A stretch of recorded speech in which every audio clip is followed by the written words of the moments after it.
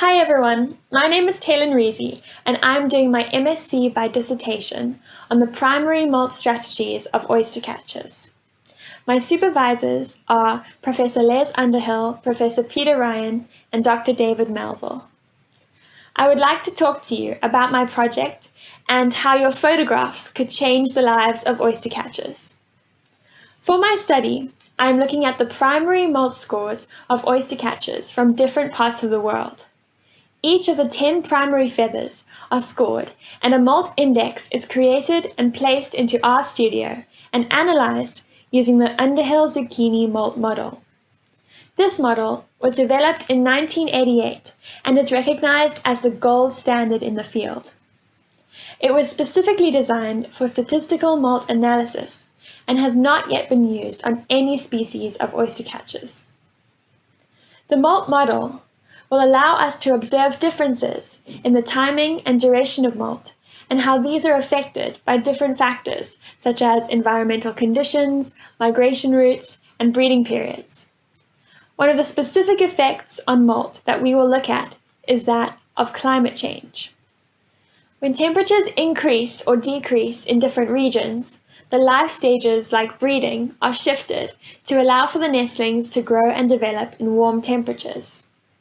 As molt generally occurs after breeding, this process is also shifted and the birds may have less time available for it before the next life stage. Why is molt important? Well, in a bird's life cycle, molt is the necessary replacement of old feathers with new ones. This process allows for birds' feathers to remain in good condition to complete other activities like foraging and migrating. The duration of molt may often determine feather quality. The longer the molt period, the better the quality. Molt can only take place between other major life stages, such as breeding and migration, and not concurrently. Delays in the timing of molt can have huge impacts on species survival because they would either have less time to produce good quality feathers or less time for other important activities.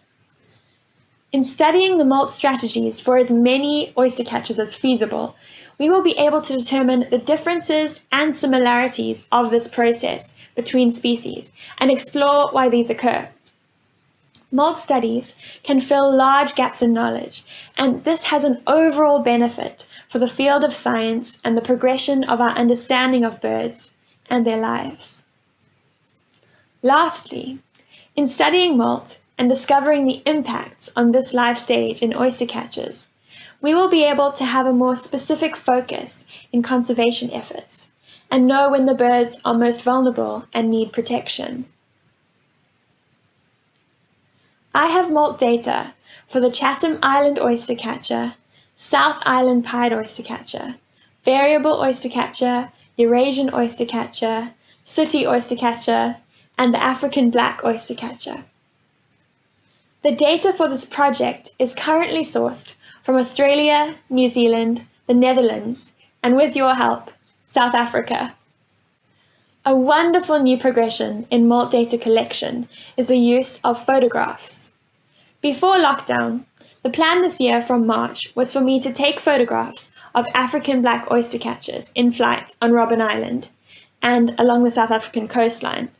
But because of lockdown, I will only be able to start collecting data from around next month, and so I would love for your help in taking photographs of oystercatchers so that there is a good amount of molt scores for analysis. These are some examples of photographs I would need of the birds. These were taken with an 18 to 135mm lens, but I have recently bought a 200mm lens, which works better for capturing birds in the field. If you are interested in helping me, I would recommend using a 200mm lens or longer. I will be scoring molt from one wing, so I would need photographs of the birds in flight with their wings open like this and their primary feathers visible.